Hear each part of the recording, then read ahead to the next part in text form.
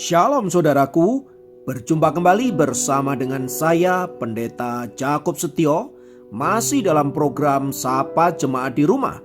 Kali ini kita akan bersatu bersama-sama, mari kita berdoa.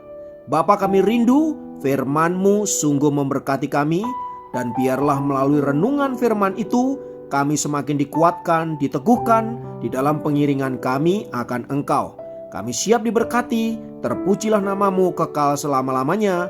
Dalam nama Yesus kami berdoa, haleluya, amin. Firman Tuhan, kali ini saya ambil dari Ayub pasal yang kelima ayat yang kedua. Ayub pasal kelima ayat yang kedua berkata, sesungguhnya orang bodoh dibunuh oleh sakit hati, dan orang bebal dimatikan oleh iri hati. Haleluya. Saudara-saudara, pernyataan Ayub ini mau berbicara tentang bahwa orang yang sakit hati dapat dikategorikan sebagai orang yang bodoh. Demikian sebaliknya, bahwa orang yang bodoh akan dibunuh oleh sakit hatinya.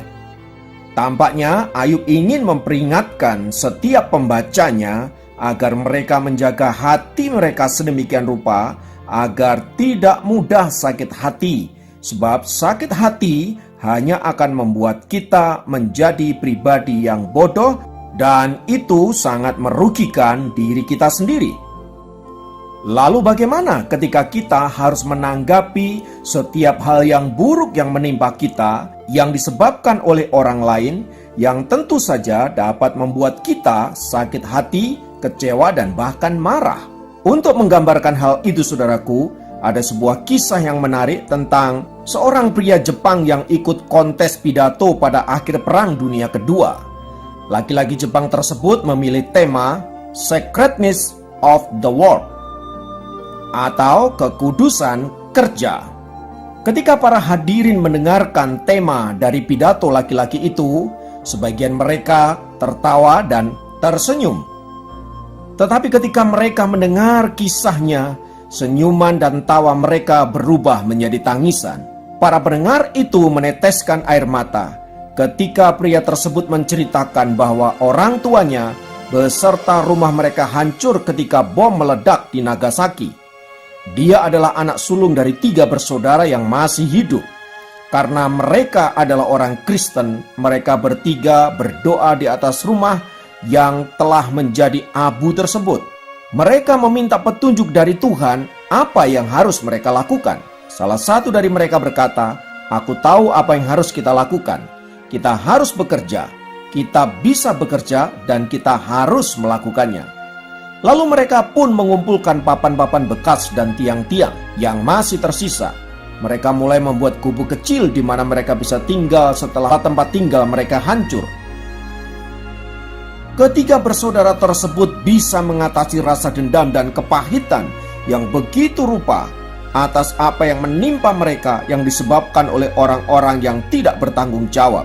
Mereka bisa saja memutuskan marah, sakit hati, kecewa, bahkan dendam atas apa yang telah dialami. Namun sebaliknya, mereka memutuskan untuk mengampuni orang-orang yang telah mendatangkan penderitaan bagi mereka. Mereka tidak larut dalam kesedihan dan dendam, tetapi mereka bangkit dan memulai mengerjakan apa yang dapat mereka kerjakan. Dari kisah ini saudara-saudara, kita belajar tentang sesuatu yang penting berkaitan dengan mengampuni dan melupakan, serta tidak memilih sakit hati saat kita dilukai. Pertama, menyimpan dendam hanya merugikan diri sendiri. Orang yang selalu berusaha memelihara kebugaran rohaninya tidak akan pernah mengizinkan dendam ada di dalam dirinya.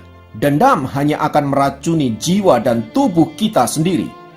Firman Tuhan yang baru saja kita baca di atas menunjukkan bahwa sakit hati adalah sebuah kebodohan dan merugikan hidup kita.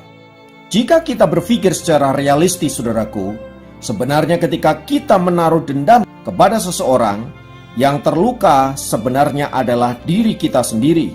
Sedangkan orang yang kita benci, di mana kita menaruh dendam padanya, sangat mungkin dia tidak merasakan apa-apa. Jadi sesungguhnya ketika kita menaruh dendam, sakit hati dan terluka, diri kitalah yang tersakiti. Oleh sebab itu saudara-saudara, jangan pernah menyimpan kemarahan, dendam dan luka hati, sebab sesungguhnya engkau sedang menyakiti dirimu sendiri.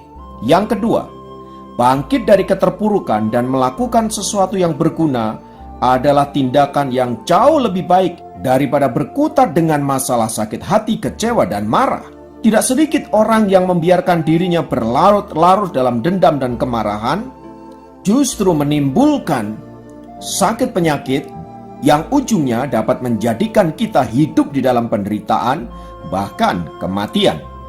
Karena itu saudaraku yang dikasihi oleh Kristus, melepaskan pengampunan, memulihkan hati yang terluka, memilih bangkit dari keterpurukan, melupakan masa lalu, dan berlari-lari menuju panggilan ilahi, yaitu masa depan yang penuh dengan damai sejahtera dan sukacita, adalah hal yang mulia yang seharusnya dimiliki oleh anak-anak Tuhan.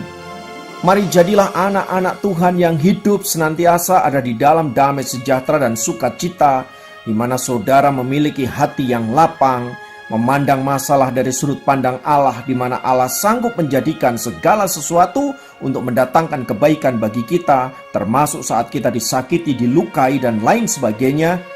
Kita percaya bahwa itu dapat menjadikan kita pribadi-pribadi yang lebih baik dari sebelumnya.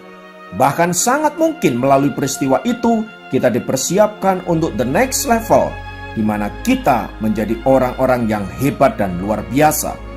Oleh sebab itu saudara-saudara, mari kita buka pikiran kita buka wawasan kita tinggalkan masa lalu yang menyakiti dan melukai kita. Kita tujukan pandangan kita hanya kepada Allah. Kita tujukan pandangan kita kepada masa depan yang indah, di mana di sana ada janji-janji Tuhan bagi orang-orang yang mengasihi Dia.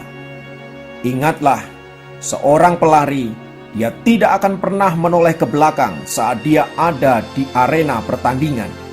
Hanya pelari yang bodoh saja yang senantiasa menoleh ke belakang. Karena itu sesuai dengan firman Tuhan, jadilah bijak dalam menjalani hidup ini, dan raihlah masa depan yang penuh damai sejahtera dan sukacita bersama dengan Tuhan. Kiranya firman Tuhan ini memberkati saudara dimanapun berada, dan tetaplah menjadi pemenang-pemenang di dalam Tuhan. Mari kita berdoa. Bapa, dalam nama Yesus, kami naikkan pujian dan syukur untuk kebenaran firman-Mu yang memotivasi kami agar kami senantiasa memandang hanya kepada Allah, memandang kepada masa depan yang indah yang dijanjikan oleh Tuhan kepada kami. Ajar kami untuk berani melepaskan masa lalu, ajarkan kami untuk mengampuni masa lalu, ajarkan kami untuk senantiasa berdamai dengan masa lalu, dan menjadikan diri kami orang-orang yang terbebas dari segala dendam, luka hati, dan kepahitan. Sebab kami mau hidup damai sejahtera bersama dengan Tuhan. Terpujilah namamu Bapa kekal selama-lamanya. Dalam nama Yesus kami berdoa. Haleluya. Amin. Demikian program Sapa Jemaat kali ini. Sampai jumpa dalam program Sapa Jemaat yang lain. Tuhan Yesus memberkati.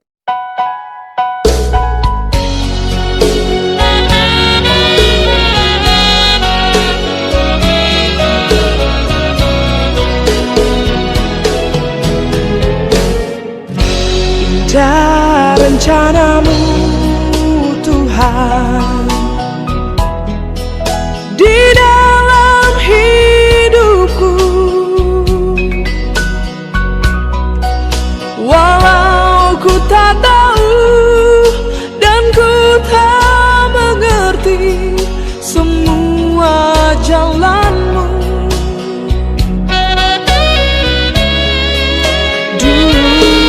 Tak tahu Tuhan